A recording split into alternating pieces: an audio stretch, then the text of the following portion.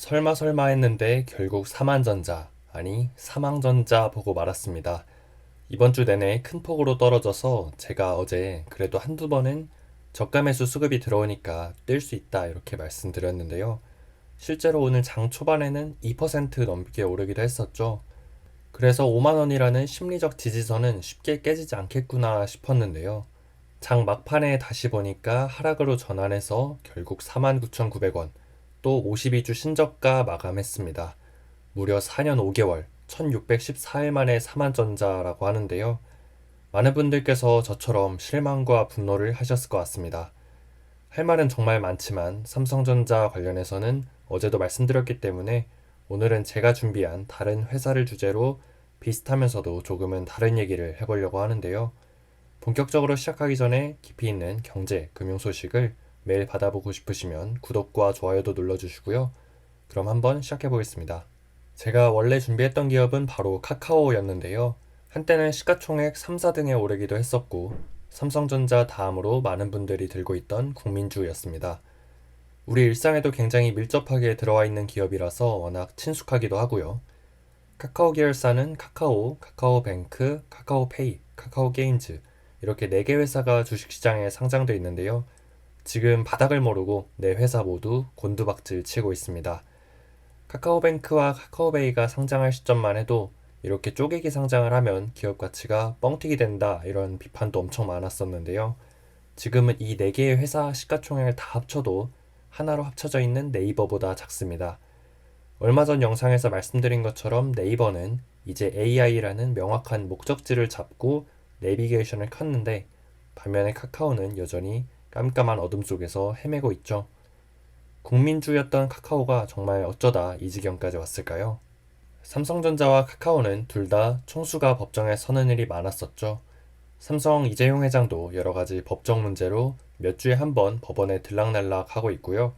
카카오 김범수 의장은 SM엔터 인수할 때 시세 조종에 관여한 혐의를 받아서 구속됐다가 100일 정도 만에 풀려났는데 이번에는 카카오 모빌리티 콜 몰아주기나 매출 부풀리기 같은 혐의로 또다시 구속될 위기에 놓였습니다.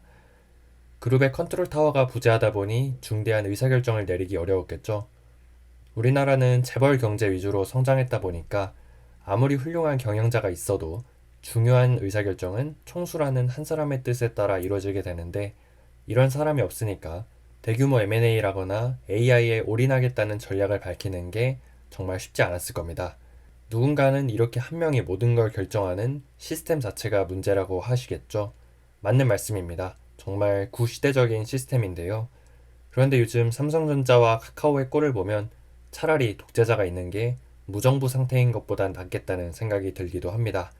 여러분은 어떻게 생각하시나요? 이렇게 회사에 비전이 없다는 게 주가로 증명되다 보니까 국내 주식시장을 떠나는 투자자가 급속도로 증가하고 있습니다. 아직 국내 주식시장에 남아있는 사람들은 심지어 조롱까지 받고 있죠. 삼성전자와 카카오가 이렇게 떨어지면서 또 한 번의 매수 기회가 왔다 이런 말씀도 하시는데요. 일리 있는 말씀이지만 전적으로 동의하지는 못하겠습니다. 예전에는 해외 주식 투자가 절차도 복잡하고 세금도 부과돼서 소수의 사람들만 하던 거였는데 지금은 너나 할 거 없이 다 해외 주식하고 있죠. 저 같아도 둘 중 뭘 사고 싶냐 하면 아무리 팔이 안으로 굽어도 국내 주식이라고 쉽게 말하긴 어려운 상황입니다. 솔직히 미국 주식에 밀리는 건 그렇다 치더라도 코인 시장보다 못하다는 건 정말 너무하지 않나요? 어제 5대 가상자산 거래소에서 거래된 금액이 약 34조 원이었다 하는데요. 코스피는 11조 원, 코스닥은 7조 원, 두 개를 합쳐도 18조 원, 코인 시장의 절반 수준밖에 되지 않습니다. 심지어 일론 머스크의 코인이라 하는 이 도지코인의 시가총액은 83조 원으로 현대차의 시가총액인 42조 원의 약 2배, 우리나라에 오면 4등 기업이라 하네요. 이런 걸 계속해서 찾아볼수록 답이 없다는 생각밖엔 들지 않습니다. 최근에 우리나라에서도 주식시장을 살리기 위해서 금투세도 폐지하고 밸류업도 공시하고 여러 가지 노력을 했는데요. 결과는 참혹하게 돌아왔죠. 금투세 이슈로 이미 떨어질 때까지 떨어진 상황에서 금투세를 폐지한다는 소식은 크게 작용하지 못했고 이때는 이미 미국 대선도 마무리되는 시기였기 때문에 불확실성이 해소된 미국 시장으로 자금이 다 넘어가 버렸습니다. 그리고 밸류업 지수는 코스피 200 지수랑 다를 게 거의 없었고요. 밸류업이라는 게 없는 밸류를 만들어내는 게 아니라 숨겨져 있는 밸류를 끄집어내는 건데 좀 이상하게 배워와서 어설프게 실시하다 이도저도 아닌 해프닝으로 돼버렸죠. 그래서 최상목 경제부총리가 요즘 환율과 주가가 불안정하니까 심각해지면 구두 개입을 하겠다 했는데요. 이미 정말로 심각한 상태이고요. 지금은 구두 개입이 아니라 실질적인 개입까지도 필요한 상황이란 생각이 듭니다. 죽어가는 환자한테 심폐소생술하고 산소호흡기 껴도 모자를 파네 일단 한번 상태를 지켜보자고 하는 게 말이 되나요? 저는 개인적으로 국내 주식시장에 보다 과감한 혜택을 줘야 된다고 생각하는 사람인데요. 우리가 주식을 사고 파는 거래소도 결국에는 하나의 시장입니다. 한국거래소라는 마트가 있고 우리는 거기에서 삼성전자, 카카오 같은 물건을 사고 파는 것이고 미국 시장도 마찬가지로 뉴욕 거래소나 나스닥 거래소에서 주식이라는 물건을 사고 파는 건데요. 미국 시장에서는 주식을 사면 이 마트에서 배당이라는 증정품도 주고 자사주라는 페이백도 줍니다. 그런데 한국 시장은 같은 가격에 증정품도 없고 페이백도 없죠. 오히려 유상증자나 인수합병처럼 소비자를 기만하는 물건들만 가득합니다. 이런 시장에서 누가 과연 쇼핑을 하고 싶을까요?